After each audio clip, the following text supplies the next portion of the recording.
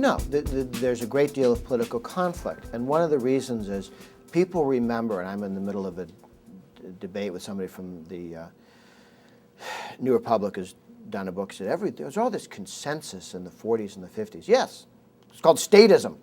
It was called, we're the government, we tell you what to do, ha ha, ha, and you agree.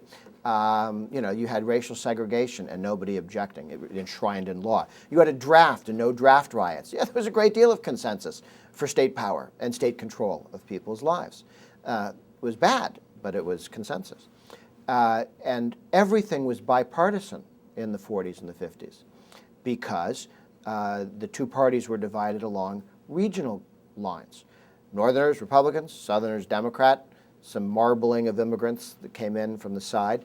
But if somebody was a Republican, it only told you he was born north of the Mason-Dixon line. It didn't tell you whether he wanted big government or small government. And if someone was a Democrat, you knew he was born south of the Mason-Dixon line, or he might be an immigrant from Ireland or something.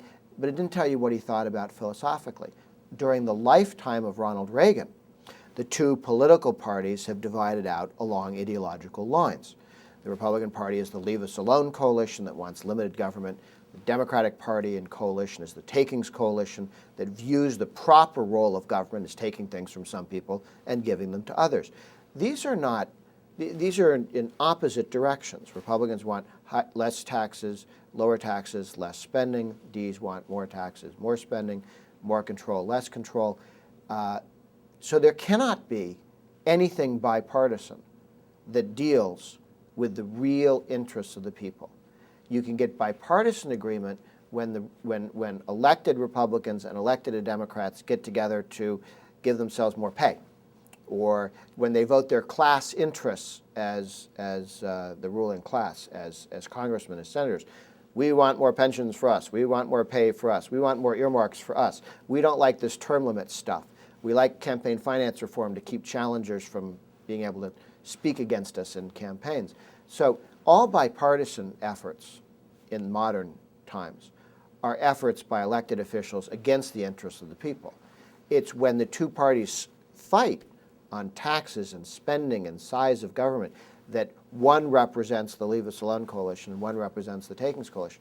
So there's a great deal of conflict because the two parties and the two political impulses want to go in different directions. And that doesn't end until, I hope, the Leave Us Alone coalition convinces the overwhelming majority of the American people to move in their direction. And then a whole bunch of people who've been Democrats and Takings coalition people recognize that they would be better off and happier in a freer society and join our team. It's not like you're not going to beat them, you're going to get them to defect. And so as Augustus Caesar showed up in Egypt, all of Mark Antony's troops switched teams. He didn't kill them all, they switched teams and left Mark Antony alone.